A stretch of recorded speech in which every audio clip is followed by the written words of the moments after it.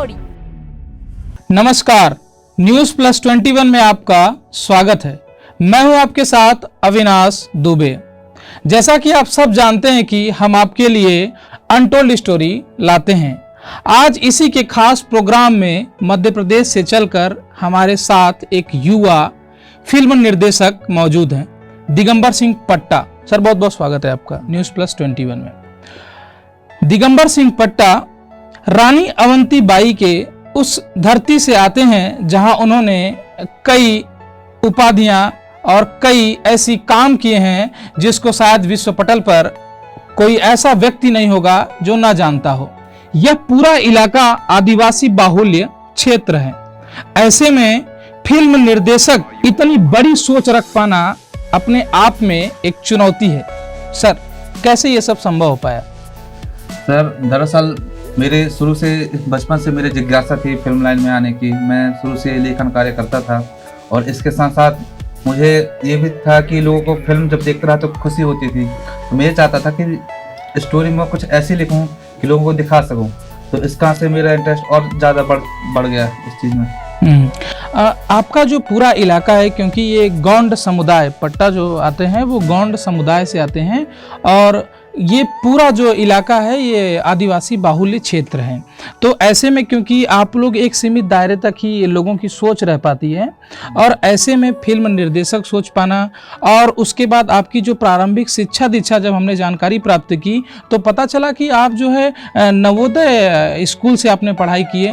तो आपने परीक्षा कैसे पास की, आप वहाँ तक कैसे पहुँचे? क्या आप कांचा वांचा नहीं खेलते थे क्या? जी नहीं, ऐसी बात नहीं। हमने बचपन में पूरे जो गांव में होते हैं पूरे खेल खेले हमने। नहीं, क्योंकि जो कांचा खेलता है या फिर वो फोटो जीत जिसको बोलते हैं, अगर जो वो खेलता है उसको बोलते हैं कि छात्र नालायक है और ये जीवन में कुछ नहीं कर पाएगा।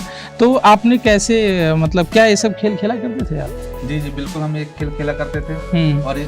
और उसके साथ आपने पतंग उड़ाना, जैसे उड़ा नहीं तो पतंग उड़ाना, कबड्डी, ये सब खेल खेला करते थे बचपन में। अब खेलों के बीच में आपने शिक्षा भी ग्रहण की और परीक्षाएं भी पास की। सर, दरअसल बात यह है कि नवोदय विद्यालय में केवल मेरिट के आधार पर सिलेक्शन होता है। वहाँ आरक्षण मिलता है जरूर, मगर वो ग्रामीण और शहरी का अकॉर्डिंग मिलता है, स्टेट का अकॉर्डिंग नहीं मिलता वो।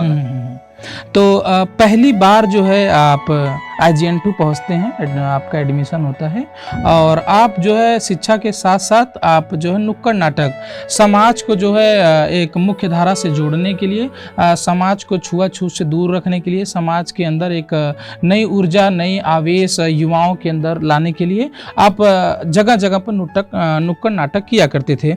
और जब हमने जानकारी इकट्ठा की तो ये भी पता चला कि आपने यूनिवर्सिटी, जो न्यू दिल्ली की यूनिवर्सिटी है, वहाँ पर आपने जल जंगल और जमीन, इस पर आपने जो है एक नुक्कड़ नाटक किया और आपको प्रथम पुरस्कार भी मिला आपकी टीम को। कैसे सर ये पूरा आपका दौर था और कैसे आपने नुक्कड़ नाटक किया और यहाँ तक आप कैसे पहुँचे? सर, दरअसल मैं इंदिरा गांधी अमरकंटक यूनिवर्सिटी में मैंने जब एडमिशन लिया और उस समय भी मुझे पहले से ही यानी कि स्टोरी राइटिंग, नाटक, इन सब का बहुत इंटरेस्ट था। तो धीरे धीरे मैं फिर 2017 में फिर मैं नाटक करने लगा। फिर आपने सही बोला कि फिर इसके बाद हम लोग दिल्ली गए। दिल्ली में JNU, जवाहरलाल नेहरू यूनिवर्सिटी के उसमें एक इंटर यूनिवर्सिटी कंपटीशन हुआ था नाटक से, नुक्कड़ नाटक का। तो उसमें हमने परफॉर्म किया था। उसमें जो आदिवासियों के जो मेन मुद्दे होते हैं, जल जंगल जमीन, उस टॉपिक पर हमने वहाँ नुक्कड़ नाटक किया था। उसमें हमने कहानी के लिए सर्वश्रेष्ठ कहानी का हमको इनाम मिला था। ऐसे कहा जाता है आदिवासियों का देवता कहा जाता है बिरसा मुंडा को। आपने उन पर भी जो है एक नुक्कड़ नाटक किया।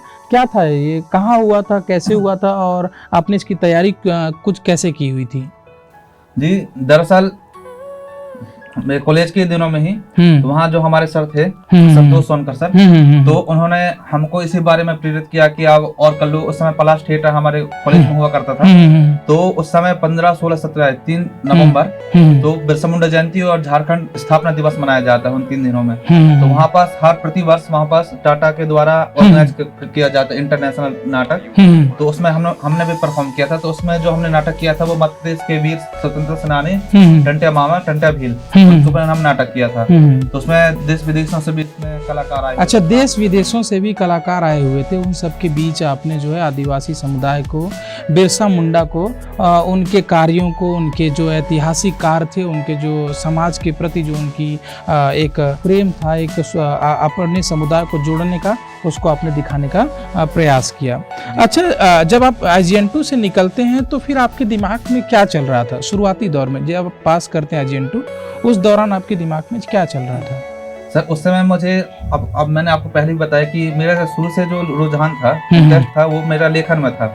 तो मैं उस समय और उसके पहले भी, मतलब मैंने दिल्ली में जब यूनिवर्सिटी में मैं वो किया था, नाटक किया था, तो उसके कुछ फोटोज मेरे, उससे पहले एक बुक आई थी धरोहर, तो उसके जो पब्लिशर थे उन्होंने देखा था और उससे उन्होंने देखकर कहा था कि आप एक्टिंग करना चाहते हैं। तो उस समय मैं शौक में कहा था हाँ भैया करना चाहता हूँ करके। तो उन्होंने बोला ठीक है मुंबई जाओ। तो फिर वहाँ जूनियर आर्टिस्ट का कुछ समय तक काम किया।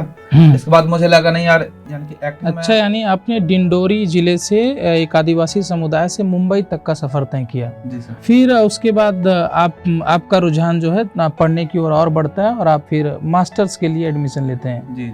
और यहाँ पर आकर के आप शिक्षकों से प्रभावित होते हैं और आप एक फिल्म बनाते हैं सरकार। क्यों आपने ये फिल्म क्यों बनाई, सरकार इसका नाम क्यों रखा?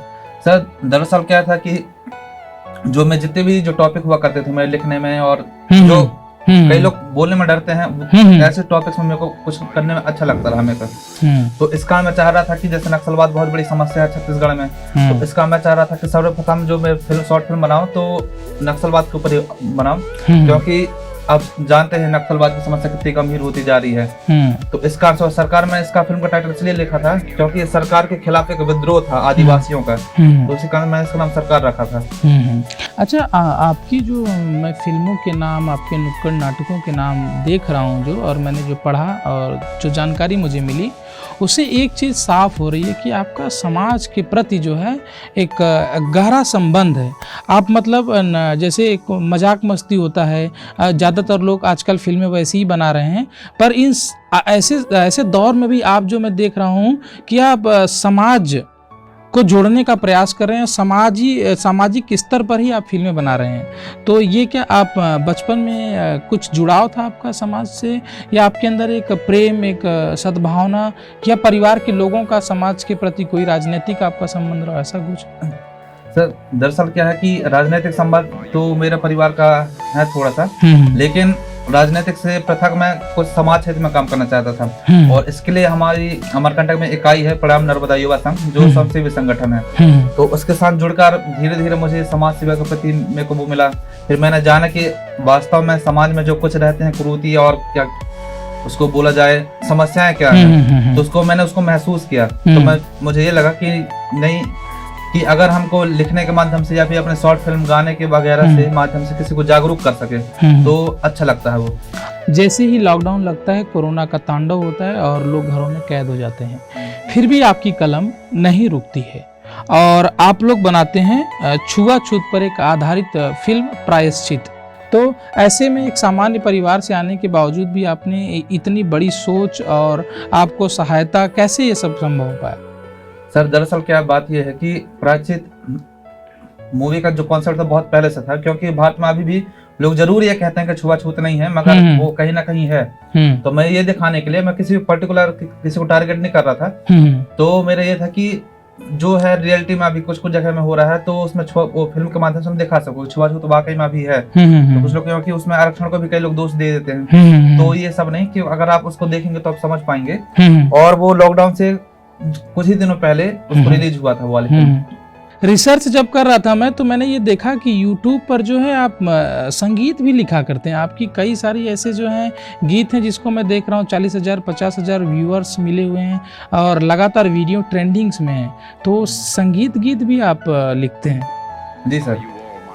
मैं दरअसल क्या है सर कि मैं स्टोरी के साथ साथ मैं अभी कुछ समय से मतलब गाने भी लिखना चालू किया था। कविता लिखता था उससे पहले, और कविता में होते हैं मैं राइमिंग, तो राइमिंग के लिए मैं धीरे धीरे गाने भी लिखना चालू किया। तो उसमें जो मेरे मैन शुरू में थे भक्ति गीत थे साईं बाबा और शंकर जी के ऊपर। इस बार मैंने कुछ रोमांटिक गाने भी लिखे हैं। तो मतलब ये था सर कि जुनून एक तरह से लिखने का था, तो उस कारण से मैं सब कर पाया।